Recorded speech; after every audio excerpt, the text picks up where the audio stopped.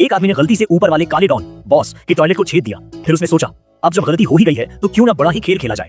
वह तुरंत अपना सामान तैयार करके दर्पण की ओर बढ़ा और उस छेद से ऊपर झांकने लगा।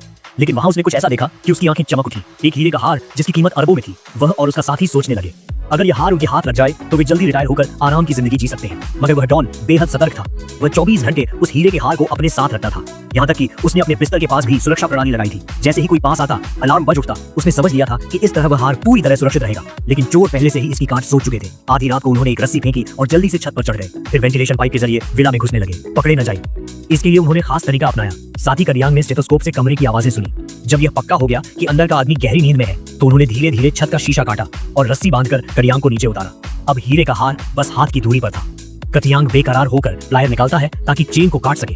लेकिन तभी एक कीड़ा उसके पैर पर चढ़ गया। वह घबरा गया और हल्का सा हिल गया।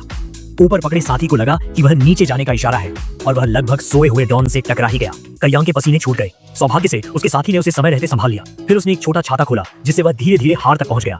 हार बस हाथ में आने ही वाला था कि अचानक मुसीबत आ गई। ऊपर से उसके साथी का पसीना सोए हुए आदमी के चेहरे पर टपक पड़ा। वह तुरंत नींद से जाग गया। फिर शुरू हुई जबरदस्त हाथापाई। इतना ही नहीं, डॉन की औरत ने गोली चला दी। करियांग का हाथ कांप गया और हीरे का हार फिर से गिर गया। गोलीबारी तेज हो गई। जान बचाना ज्यादा जरूरी था, इसलिए दोनों हार छोड़कर भाग निकले। लेकिन करियांग के दिल में हार का लालच अब भी था। उसने ठान लिया कि अब वह दिमाग से काम लेगा। उसने ज्वेलरी एक्सपर्ट से दोस्ती की और फिर उसी के रूप में भेष बदल लिया। जब डॉन ने उसे हार की असली नकली जांच के लिए बुलाया तो करियांग ने चालाकी से हार की अदला बदली कर दी और इस तरह उसने अरबों का वह हीरे का हार चुपचाप चुरा लिया।